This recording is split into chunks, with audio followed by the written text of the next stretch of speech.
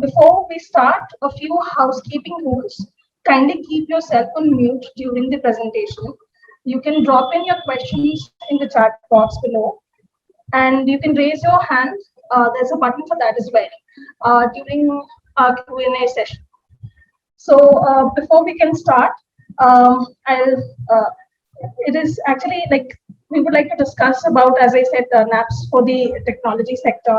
And as we all know, the rigorous initiatives that the government of India has been taking to boost the talent in the country through the various schemes and working with National Skill Development Council and sector skill councils.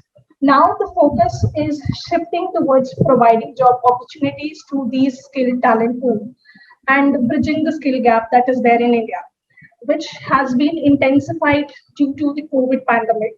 And finding, nurturing, and retaining such talent has become even a more challenge for companies across sector.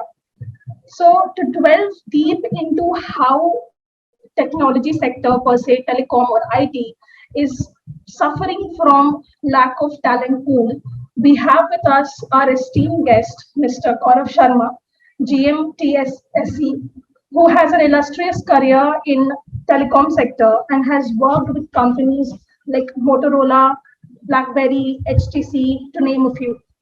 So I will hand over to Mr. Gaurav Sharma to give us an insight over what TSAC has been doing to boost apprenticeship in the country.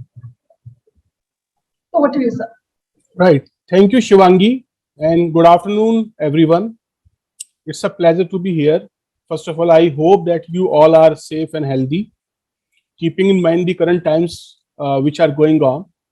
So, before moving ahead, I would like to give a brief about Telecom Sector Skill Council, and then we can have further discussion around the same. So, we have a slide deck. Let me show that slide deck to you, and then we'll proceed with further discussion. So regarding the brief about Telecom Sector Skill Council, so I'll be covering these points during next few minutes. So I'll be speaking about the genesis, synopsis and the ground covered by TSSC. Then about few industry beneficial programs, NAPS, ESDM, RPL to name few. And then a little bit about corporate social responsibility, which is also a mandate from the government side. So I'll be covering these few points. Now, just to give you a brief about Telecom Sector Skill Council, when we talk of the genesis of Telecom Sector Skill Council, we fall under a Ministry of Electronics and Information Technology, which is the Land Ministry, and the department is Department of Telecommunication. The founding members of Telecom Sector Skill Council include National Skill Development Corporation, which in participation from the industry associations like ICEA, COAI, and prominent industries like Airtel, Voda, they found the Telecom Sector Skill Council. When we talk of the industry members, like we have mentioned few logos, if you see, apart from these logos, there are a lot of other members also, but since this was not possible to accommodate all the logos here, so we have mentioned few logos. Now, a brief about Telecom Sector Skill Council in terms of like what we have achieved during last few years. So as a genesis, as I have mentioned, we fall under Ministry of Electronics and IT, and the Telecom Sector Skill Council. This is a industry-led apex body, which is a not-for-profit organization. And the objective of forming a Sector Skill Council was to ensure the availability of skilled manpower for the telecom industry. Specifically, now we'll say that this is ICT because their scope has broadened. So when we talk of the accomplishment in last few years, so Telecom Sector Skill Council, we have trained around 9.6 lakh plus manpower in 46 qualification pack. When we say qualification packs, these are the job roles, and these job roles cover all the verticals of telecom industry as a whole. So when we say all the verticals, it include the service providers also. That includes organizations like Airtel, Voda, Jio, then handset companies, then passive infra and network companies. Passive infra network, just to name few like Nokia, Siemens, Ericsson, ZTE, and all. As an organization, we are having 1,000+ training centers. These training centers are driven by our training partners. So the count of training partners is 500+. The count of training centers is 1,000+.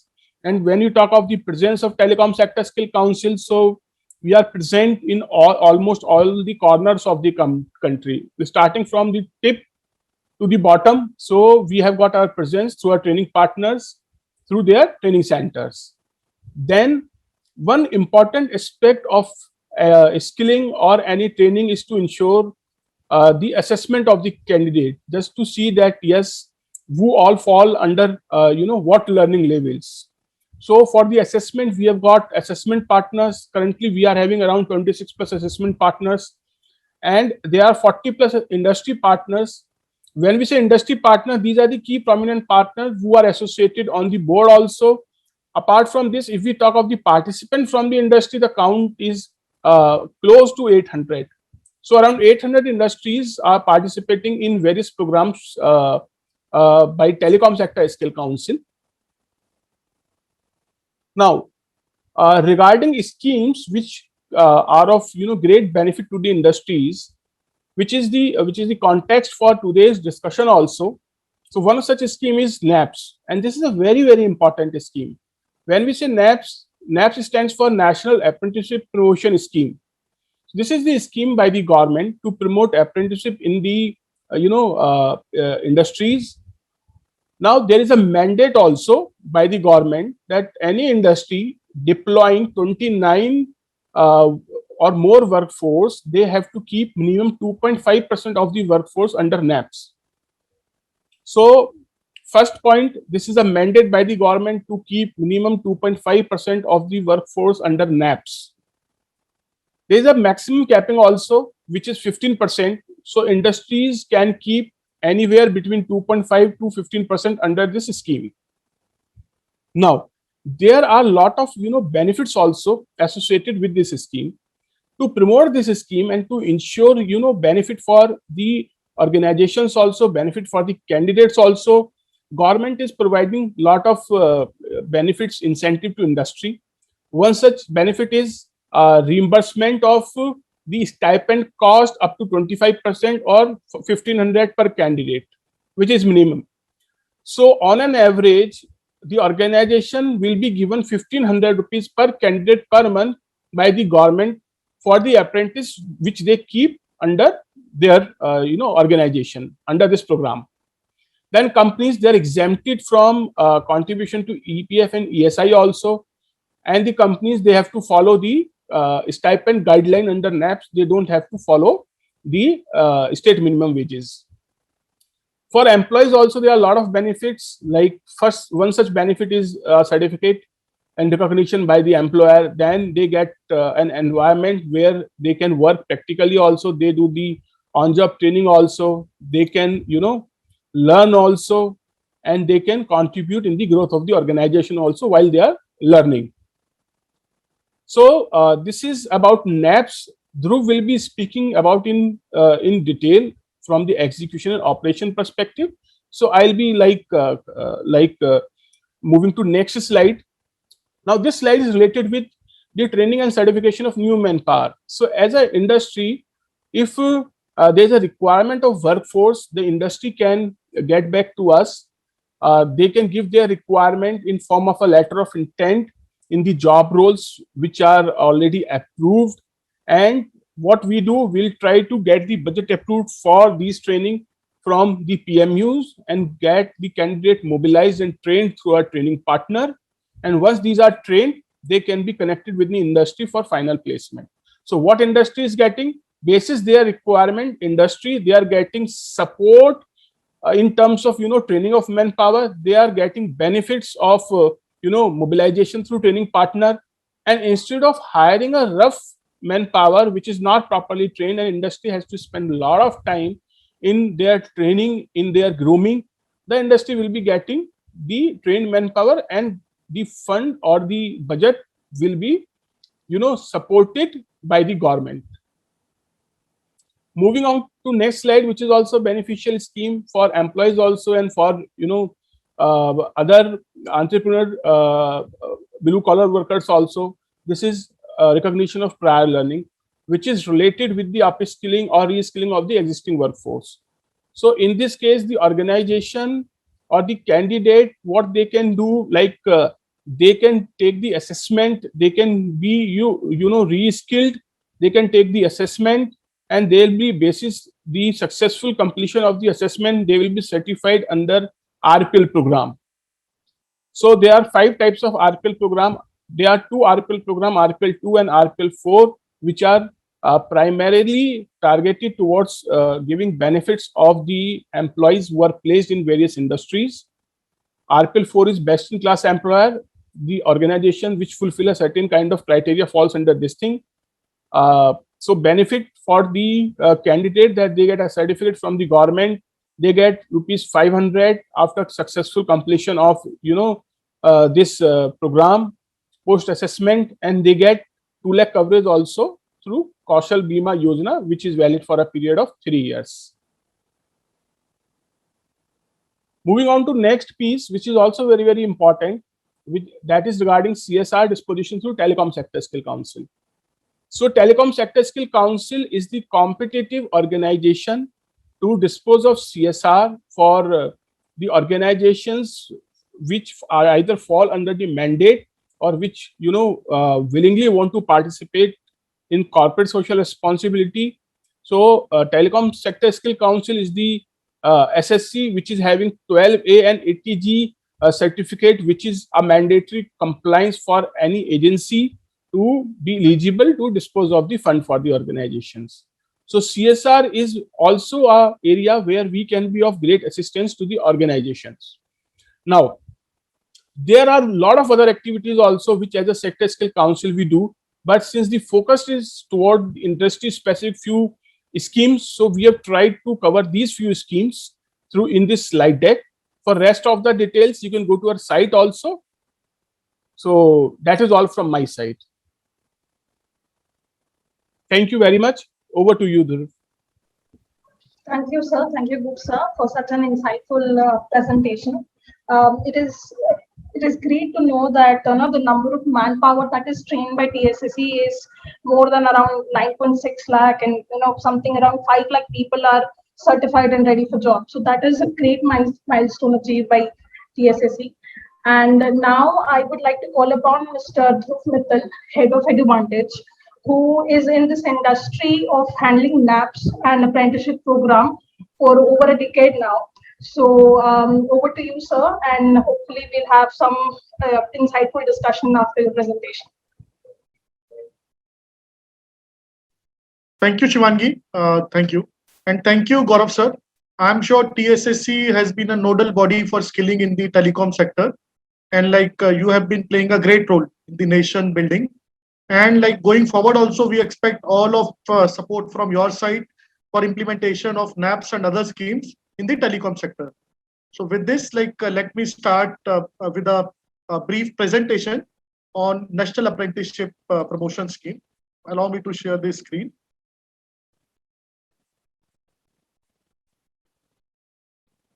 Right. So in continuation to where Gaurav sir has left, I'll take on the discussion on the specific scheme, which is called the National Apprenticeship Promotion Scheme. Right. So this is a scheme which is by Ministry of Skill Development and Entrepreneurship, Government of India, wherein government is encouraging and incentivizing the industries to engage apprentices in different roles, in various roles. Right.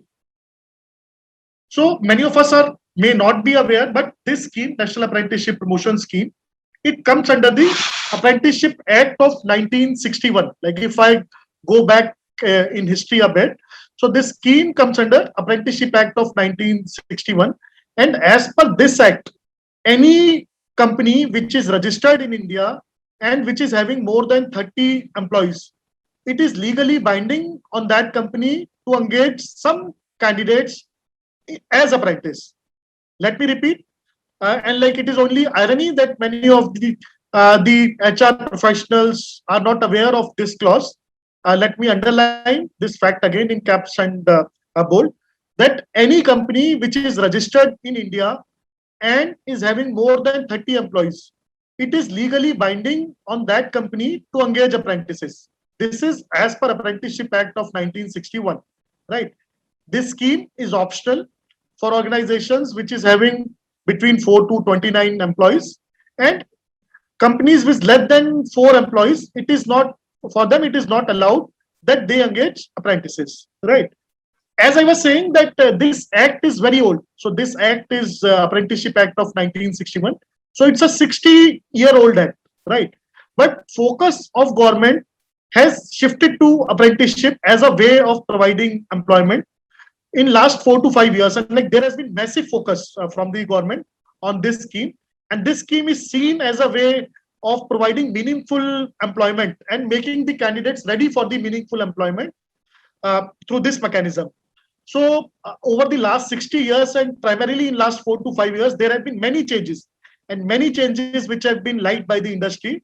To give you an overview of some changes, earlier for non-compliance, like which I talked about of engagement of apprentice, there were penal action up to the imprisonment of the directors.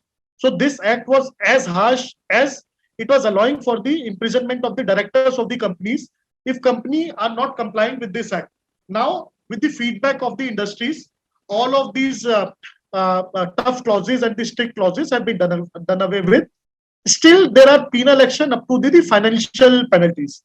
If there is a company which falls under this purview of having more than 30 employees, and if that company, in spite of knowing, does not engage apprentices in its premises, then there are financial penalties of rupees 500 per day per shortfall, right?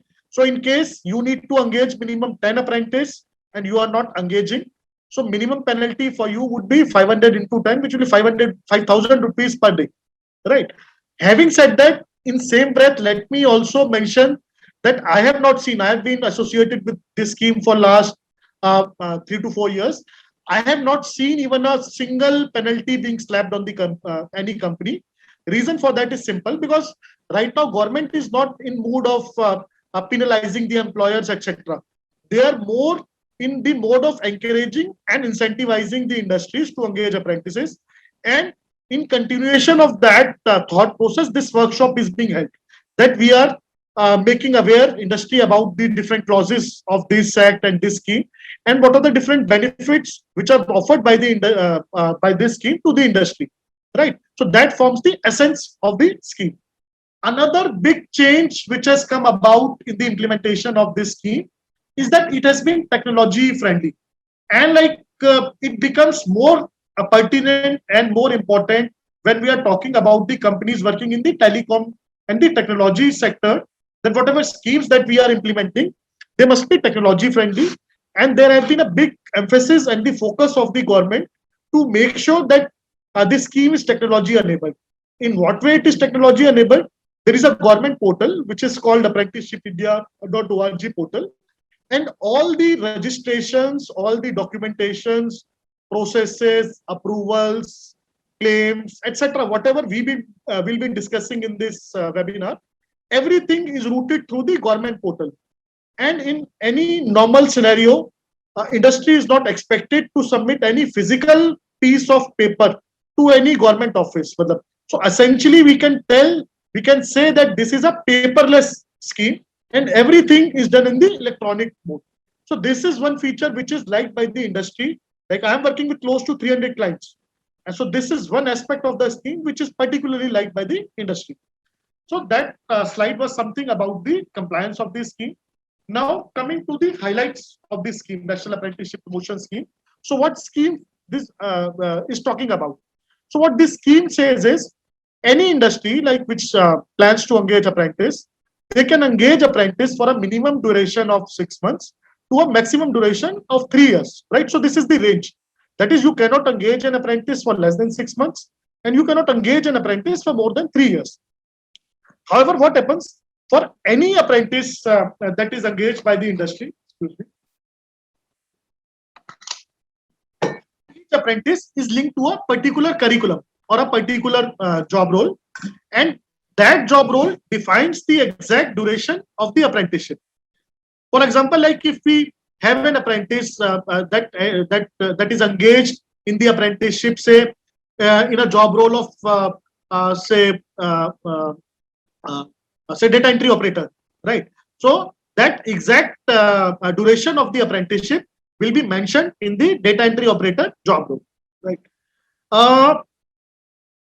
Apprentices who are as low on age as 14 years can be engaged as industry. This is only a myth in the industry that apprentices who are more than 18 years of age can be engaged. No. For the service sector, minimum age is 14 years. Of course, like there are some hazardous roles for which the minimum age is extended to 18 years, right? But for all the non-hazardous roles in the service industry, you can engage apprentices who are as young as 14 years, right? Another myth in the industry, which I quite often hear, especially from the industries belonging to the service sector, technology sector, telecom sector, IT sector, is that you can only engage apprentices who belong to the technical qualification or who have undergone the technical qualifications like ITIs, diplomas, graduates. No, that is wrong. As per current scheme, NAPS scheme, any candidate that you want to engage, he or she minimum should be 5th pass, right? So there is no compulsion that a candidate should be ITI or diploma or graduate. You can engage a candidate as young as 14 years and as low on academic qualification as 5th pass as apprentice. Having said that, yes, there is a point to it. Sorry, Dhruv. Yes, sir. Yeah, it may vary on the job role also. This is correct, sir. Yeah. Absolutely, sir. Absolutely, sir. As Gaurav sir was saying, so any candidate which is engaged as apprentice is linked to a particular job role. And in case that curriculum says that minimum qualification is 5th pass or a 8th pass, so accordingly, the qualification will be varied, right? Another myth that I want to bust in this webinar is that many of the industries, especially again service industries, come to us and says that apprenticeship is only for the industries who are engaged in the engineering sector or in the manufacturing sector, because traditionally these industries have been engaging apprentices. But again, that is wrong, right? Apprenticeship is as valid, apprenticeship is as beneficial for the industries in service sector as it is for the in the engineering sector or the automotive sector, right? So you being part of technology sector, you being part of the telecom sector, same compliances are applicable to you, like which we discussed in the previous slide. And whatever benefits that we are discussing, same set of benefits shall be applicable to each one of you belonging to the technology sector and the telecom sector, right? Coming to the next point, you can, as per the Apprenticeship Act, you can only engage certain number of apprentices. You cannot like engage unlimited number of apprentices.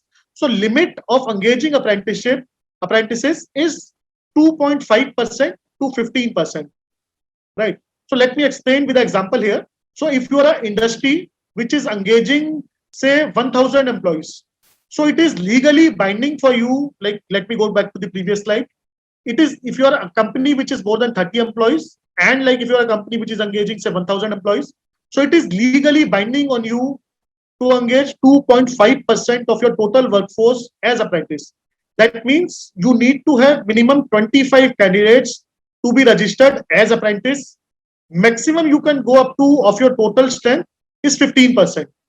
That is, if you are a 1,000 plus strong company, so maximum you can engage is 150 apprentices in your company. So that is the limit. It varies between 2.5% to 15%. Right. Coming to the next slide. So let me give you a brief overview of the program structure. So as we have mentioned that any apprentice which is engaged in a company is linked to a particular job role or a particular course. So each apprenticeship curriculum has two components. One is called the basic training. Second is called the on-the-job training, right? So basic training is essentially a classroom training where candidates are oriented on the different process aspects, domain aspects, safety aspects, financial aspects, and there are n number of components which are mentioned in the curriculum. and candidates are briefed on that in a classroom mode. So that is called the basic training. Second component of the apprenticeship is called the on-the-job training, which is essentially a practical training wherein candidates is doing the things while he or she is learning. That is, name itself says on-the-job training. That is, candidate is on the job, and along with that, he is learning and getting trained, right? As a thumb rule, if I see, basic training generally accounts for approximately 15 to 20% of the entire apprenticeship duration. So if we are looking at, say, entire duration of somewhere close to 2000 hours, so BTP would be approximately 200 to 300 hours, right? So that would be the program structure. Another point of this scheme, which is liked by the employers, is the flexibility, right? So I have, like as I mentioned, we are working working with closely 300 employers. So flexibility is another part which is liked by the employers. So let me tell you flexibility in what aspects. Number one, as I mentioned, that there is a minimum compliance which is required for 2.5%. So employer is free to engage apprentices in that ratio. Like it is up to you where you want to stop between 2.5% to 15%. Industry is free to engage apprentices in that ratio. Another thing, you can engage apprentices starting 5th pass, both in service-based job roles as well as manufacturing-based job roles. Right now, there are somewhere close to 400 plus approved optional courses. Like, let me not go into details of technicalities of the optional courses, but let me only highlight that there are up to more than 400 approved courses which are available right now on the portal, and industry is free to choose any of the job roles in that, right? Another point, being a part of technology industry, you can engage apprentices both in your core functions as well as support functions. So for example, if you are a technology company, so you can have, say, apprentices who are engaged in your core functions or who are into technology roles, as well as you may engage apprentices in the support functions like sales or a security guard or say office boy, receptionist, etc., etc. So it is not mandatory for you to engage apprentices only in the core functions. So it is up to the industries. So in that way, this scheme is very flexible. Another point, if you are an industry which is a big industry and you are operating out of multiple locations, that is, you have an office in Delhi, you have an office in, say, Bangalore, Chennai, Hyderabad. So it is not binding on you to engage apprentices in proportion to the number of employees in the office. So you can have your, you can design the apprenticeship program as per your needs, as per your requirements. Right, moving ahead. Now, next two slides are main slides of this webinar, and they will give you the idea about the different schemes, different benefits which this scheme is extending to the employers. And what we have done, we have defined we have segregated the total benefits into the two categories. One would be the non-tangible benefits, and second is the tangible benefits. Now, if I cover the non-tangible benefit part, so number one, if you engage in NAP scheme, you will be fulfilling the apprenticeship law, like as I mentioned in the first slide. Secondly, you can design an apprenticeship program as per your needs, as per your requirement. Like in previous slide, we discussed about the flexibility part. So you can have apprentice in different job roles, you can have apprentice in different locations, and like you can choose different durations as mentioned in the curriculum. Another point, in our experience and like as per our understanding, for the companies who are engaging candidates as apprentice, there is a reduction in recruitment cost. The reason for that is there is a vast pool of apprentices which is available, and you can choose from these apprentices, from these candidates, and engage them as apprentice. So there is a reduction in recruitment cost. Secondly, I'll come to the last point straight away. There is a so one of the challenges which is faced by the industry right now is the attrition, that candidate moves from one company to other company, and like thereby increasing the training cost and the recruitment cost for the company. If we compare that ratio for a, say, if we compare an apprentice to a non-apprentice, so what we have seen based on our experience, that for an apprentice, there is a relatively lesser attrition we cannot say that there is a zero attrition, but relatively it's a lesser attrition. The reason for lesser attrition is that because for an apprentice, there is additional incentive to complete the entire duration because of the certification. Like I'll come to that part. Any apprentice which is engaged needs to complete assessment, needs to undergo an assessment. If he or she completes that, passes that assessment, that candidate is given a government certificate, right? So that is an additional incentive for an apprentice to complete the apprenticeship duration. Apart from that, any apprentice that you engage will not be covered under the labor laws. Apprentices will be covered under the Apprenticeship Act of 1961. Accordingly, apprentices cannot form unions. There is no need for the bonus like so these are the normal benefits. Apart from that, there are some industries, some service industries who wants to engage apprentices for the short seasonal requirements. So if you are an industry who wants that, so you can pick and choose job roles which allow the engagement of apprentices for 6 months, 9 months, and so that freedom is also available to the industry. Apart from that, beyond the apprenticeship duration, that is in case an apprentice completes apprenticeship duration, there is no commitment on side of employer to engage beyond the apprenticeship duration, right? So like if you are engaging apprentice say for 9 months and that duration is completed by the apprentice, so company is not under any legal binding to offer some kind of a formal employment to the apprentice. In case you want to extend, nobody stops you, but there is no legal binding on you to engage any kind of formal employment offer. Right. Coming to the next slide, what are the tangible benefits? So these are the benefits which are directly you can quantify in terms of the savings. Right. Number one, any apprentice, as I mentioned, linked to you will be covered under the Apprenticeship Act of 1961. So ESI and EPF component will not be applicable. So you'll be saving on that part. Another point, since apprentices are not under labor laws, so their minimum stipend, they are dealing from the state's minimum wages. That is, you don't need to comply with the state's minimum wages if you want to engage apprentices. There is a direct financial benefit which is extended by the government. That is, there is a reimbursement of the 25% of the stipend or 1,500 rupees per month, whichever is minimum, to all the employers who engage apprentice, right? So you will be receiving 1,500 rupees per month per apprentice to you. So that transaction is from government to industry. So that is directly to the industry.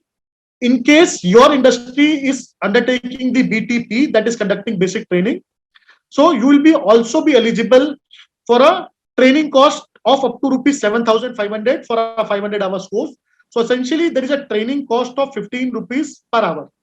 So if you are undertaking training of the apprentices, so you will be eligible for that reimbursement as well. Apart from that, I can see there are some big industries in this webinar. For them, there is a cherry on the top. Whatever expenditure that you are incurring on the apprenticeship, including the stipend paid to the apprentices, over and above the minimum limit of 2.5%, you can book the entire expenditure in your CSR budget, right? Let me rephrase that and let me give you an overview for that. If you are a company of having say 1,000 employees, for you minimum compliance is 25 apprentices. If you are engaging 150 apprentices, so whatever expenditure you are incurring on 150 minus 25, that is 125 apprentices, you can book entire thing in your CSR budget, right? What we have done, like if you see this table on right hand side in blue, we have tried to do some kind of a comparison. If you hire an employee or a contractual labor or a trainee vis-a-vis an apprentice, let us assume that you make a same base payment of 10,000 rupees and bank transfer remains the same, right? So to a trainee or a contractual employee, you will be paying 1,200 rupees, 1,300 rupees as a PF. You will be paying some component of ESI. So the cost to company will be somewhere close to 11,500 rupees, right? For an apprentice, there is no such component which is required. Additionally, there is a cash inflow of 1,500 rupees, right? So as a company, you are saving somewhere close to 3,000 rupees per apprentice per month. If we translate that to a year, so we are looking some saving of somewhere close to 36,000 per apprentice.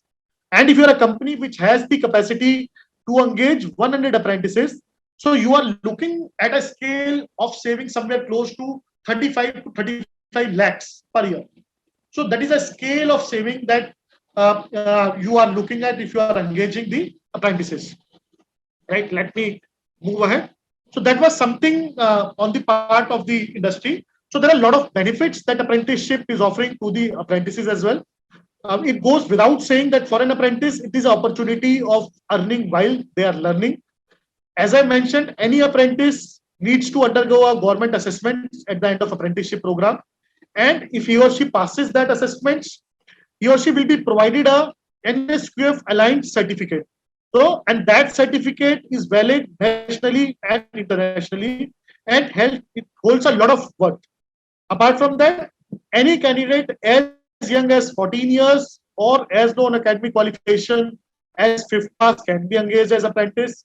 Government has defined minimum stipend as per the education qualification, and in order to safeguard the interest of apprentices, and industries cannot pay lesser than that stipend.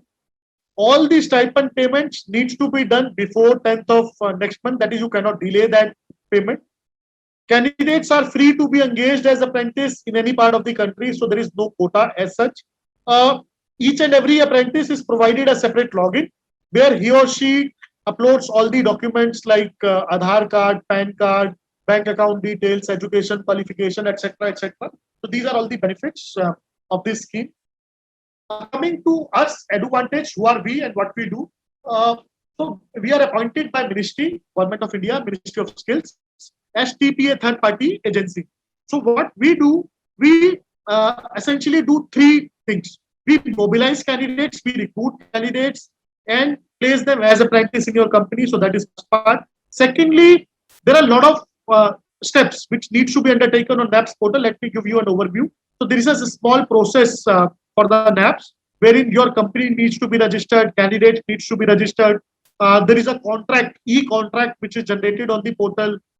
Basic training needs to be conducted every month. You need to upload stipend details on the portal. And then on a quarterly basis, there is a reimbursement claim which is submitted to the government. And there is assessment and certification at the end of the apprenticeship program. So these are all the steps which are done on the portal. So in second bucket that you see, so we undertake all of these things on the industry's behalf. Industry may not have that kind of expertise, may not have that much time. So we undertake all of these activities on the behalf of industry. And lastly, like we license for industries for the NAPS thing. So we'll follow up for your claims, we follow up for your approvals, for submission, etc. So whole idea here is we give you an end-to-end service so that you guys can focus on your core activities and you don't have to spend your time on the apprenticeship. Right? So there are different channels of mobilization. So as a company, we are associated with multiple colleges, we are associated with universities, we are associated with ITIs, wherein we source candidates from. It's a age of the digital and the social media. So we do a lot of recruitment through social media. We are doing a lot of assessments of the school students. We touch somewhere close to 10,000 students in 10th and 12th class. So those candidates from base of the apprenticeship pyramid. As a company, we are touching close to 2 lakh candidates per year for candidates who are undergoing government's vocational skills program. So there is a big pool of candidates which is available and ready to be engaged as apprentice in a company like yours. So let me not go through that again. So these are some of the snapshots of some of the recruitment drives which we have done with the state government. So what we do, we partner with the state governments like Karnataka, Telangana, Andhra Pradesh, UP, Bihar, etc. And we organize Rozgar Melas and the different recruitment programs in association with this government. And we recruit candidates and engage them as apprentices. So these are some of the points about us, like our presence. So we have, right now we are working with close to 300 clients. We have our presence pretty much across the country. If you see the map, So we are working in say Himachal, we are working in Punjab, Rajasthan, Gujarat, Maharashtra, Bhopal, Karnataka.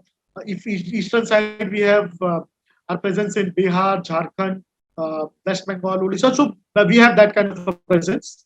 We work in metro as well as non-metro cities, and we have our association with the different state governments and the central government. So these are so this is the snapshot of some of our clients that we are currently associated with. So we are working with Caventus, Ultratech Siemens, Bajaj, Supreme, Minda, so Perfetti. So these are some of the big names in the industry that we are associated with. If I were to tell you in service sector, so we are working with Caventus, we are working with Enza Service Slip, we are working with Super Seva, Srishti Software. We are working with some of the hospitals like Mulchand Hospital in Delhi. We are associated with Shri Agrasen International Hospital. So there is a wide array of the industries and sectors that we are associated with. So in case you would be interested and in case you want us to help you with the mobilization, or if you want us to help you with the apprenticeship, implementation of the apprenticeship in your premises, feel free.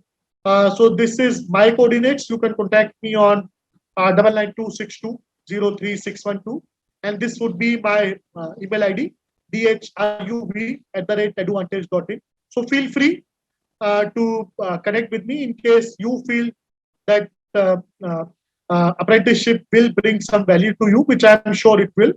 So that would be it from my side. Shivangi, over to you. In case we have some questions, I'll be very happy to take those questions. Thank you so much, sir, for very comprehensively explaining about the National Apprenticeship Promotion Scheme and its compatibility with any industry. So yes, we can move on to our Q&A session because we do have a few questions, and I will be starting off with our first question, which is something to do with the ESI and PF. So the question is, is there any audit that is done by ESI or PF department on these apprentices? Is apprenticeship under the purview? Right. So let me highlight that when we are talking about apprenticeship, when we are talking about the NAPS program, it comes under the Apprenticeship Act of 1961, and it does not essentially come under the labor laws. So it is out of the purview of the ESI and the EPF. So if even so, like in my knowledge, like I have not seen any audit which is done by the ESI and the PF department. Like there are cases wherein department has asked for the explanation that why there are some candidates that are associated in your company and you are not deducting any PF or ESI from them. So for them, so there is a legal contract. So whenever you are engaging apprentices in your company, so as I mentioned, it needs to be implemented through a government portal, which is called the apprenticeshipindia.org portal. So any candidate that you engage as apprentice in your company, there is a contract, there is a legal contract which will be generated on that portal. So in case tomorrow, if there is any audit or anything, or if there is any reports which we need to submit, so freely we can submit that document, that contract. It holds good. That is a legal document, and that holds good.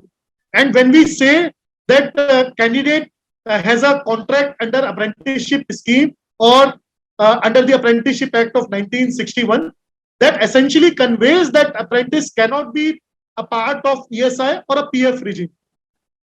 Gaurav sir, you want to add anything to that? No, I think you're absolutely correct. So they does not fall under the preview of the Labor Act, and there's a contract. So if there is any query also, that contract can be shown. So you are absolutely correct. Like, thank you. Shivangi, we can move to the next question. Yeah, so on the similar line, there is another question regarding PF itself. It says, if we want to give PF benefits to apprentices, can we give that? Okay. So Act says, see, we need to understand this scheme. We need to understand the spirit of the scheme, right? So spirit of the scheme is that we engage fresh candidates, we engage them as apprentice in the industry, That is, they learn while they are earning, while they earn while they are learning, and over the time they become part of the formal workforce, right? So when we say formal workforce, so who's a guy who's belonging to the formal workforce? So any guy who is having a ESI number or a PF number is a formal workforce, right? So we cannot engage a person who's already having a PF number or a ESI number. Then जब हम लोग उल्टी गंगा बहा देंगे कि No, हम no, क्या the करेंगे कि Dhruv, let me intervene here. The question is different. I think they want to understand that if they want to deduct the PF, can they deduct the PF? The answer is yes, they can deduct the PF. This is optional, but they have to ensure the enhanced salary of that person should match with the stipend criteria under apprentice or NAPS. Correct. Right. So suppose the in-hand stipend requirement as per NAPS is 9,000 rupees. So they need to ensure that the candidate should get 9,000 in hand. Over and above, if they want to keep the PF component, that is optional.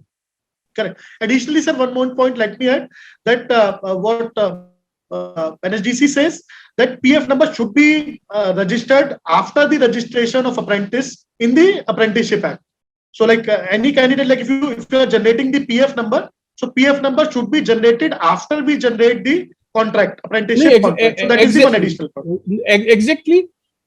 If anyone is having the valid PF number, so he cannot be considered under apprentice. Correct. But post you generation of the contract, this is optional. Absolutely. Right. Absolutely right, sir. Absolutely. Shivangi? So another question is, what are the timelines for getting reimbursement from the government? Right. So maybe I'll ask Gaurav sir to reply to that because he would be in a better position than me to answer this. Sir, you would like to take this question? So basically, this is disbursed on the quarterly basis. So first of all, the claim for the quarter is needed to be submitted. Now, the faster processing of the claim depend on the meeting of the compliances by the respective organization. So once the quarter is completed, if the claims are submitted correctly and on time, right? So pertaining to telecom, job roles and telecom NAPS, we try to approve them as fast as possible. But the organization or the implementation partner has to ensure the correctness of the document. Another question is regarding the shifts that are applicable. So our office is operational at night.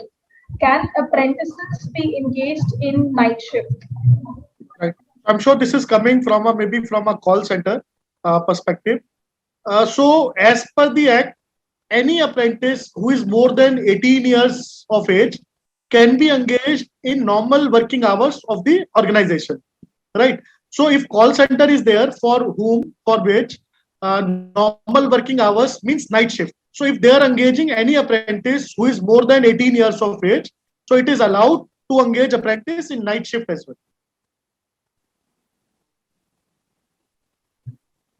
Okay, so since we are short on time, I'll just allow 2 more questions. Yeah. For this question is that we operate out of multiple locations or states. How can we engage apprentices? So Act is very clear on that. Like it is up to the company. Like if there is a company which is operating out of say 4 or 5 locations, so it is up to the company wherein they want to engage apprentice. It is not legally binding on them to engage apprentices in proportion to the employees at different locations. So if they want to engage more number of apprentices in a particular location, they can do so. They can register centrally also.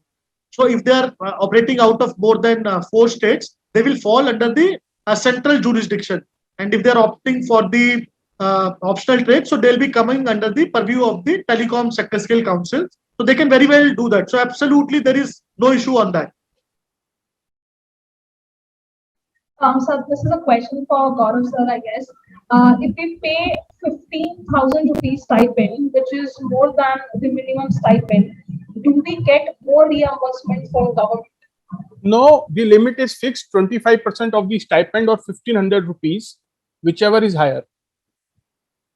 So if they pay 15,000 rupees as a stipend, so 25% of 15,000 is 4,500, but they will get 1,500. Okay. Okay, sir. Sir, last question to Dhruv, sir. We engage only graduates as per our internal policy. Can we engage more than 15% candidates as apprentices in a company? Right. So there are two aspects. One is like as per the act, total limit of engaging apprentices is 15%. However, in that 15%, you can only engage graduates only to the limit of 10%. Remaining 5% is reserved for the non-fresher apprentice like 5th to 12th pass, right? So you cannot engage more than 10% graduates for whom basic training would be exempt. And in no case you can engage more than 15% candidates. Of course, there is a limit.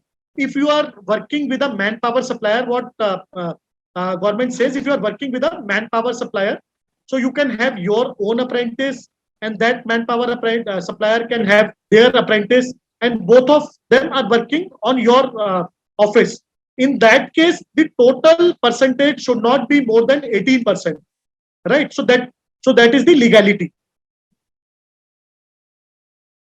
Sir, with your permission, I'd like to allow one more question. Yeah, This is to Gaurav, sir.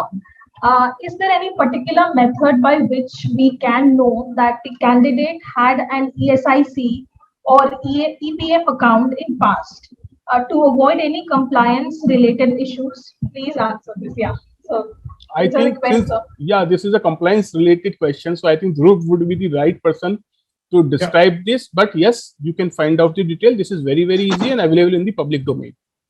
correct. So for what happens generally, like as a TPA, so we have not been provided this facility in our login, but this facility is available in the public domain.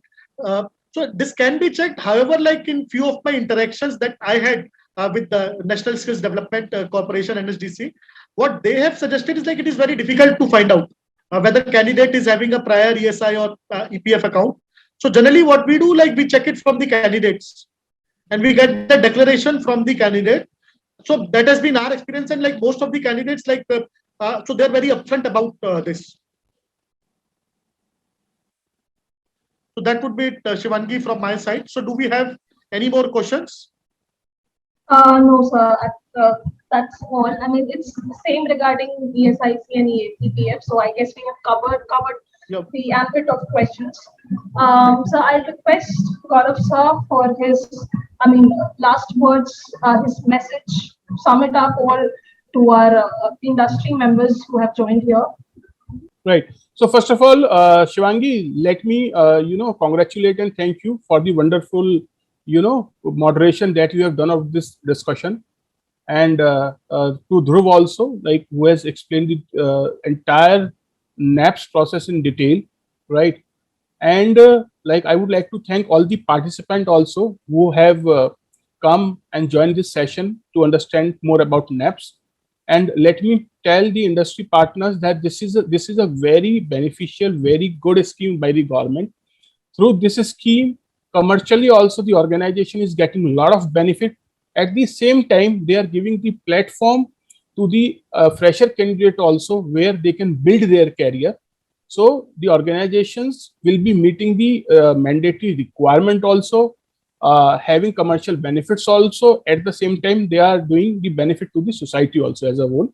So everyone should participate, register themselves under this scheme, get the maximum advantage of this scheme. This is a wonderful scheme. Thank you very much, everyone. Thank you, Gaurav sir, for summing it up. And just to add, I'll say, in case like you are convinced by me and Gaurav sir, if you want to go for NAPS, we can help you with that. So in case for any compliance, for any recruitment, or for any other query which you may have beyond this webinar as well, feel free to give me a call, feel free to mail me, and our team will connect with you, and we'll make sure that we implement this scheme in hassle-less manner in your organization. Thank you everyone for joining us. Thank you. Bye. Thank you, everyone.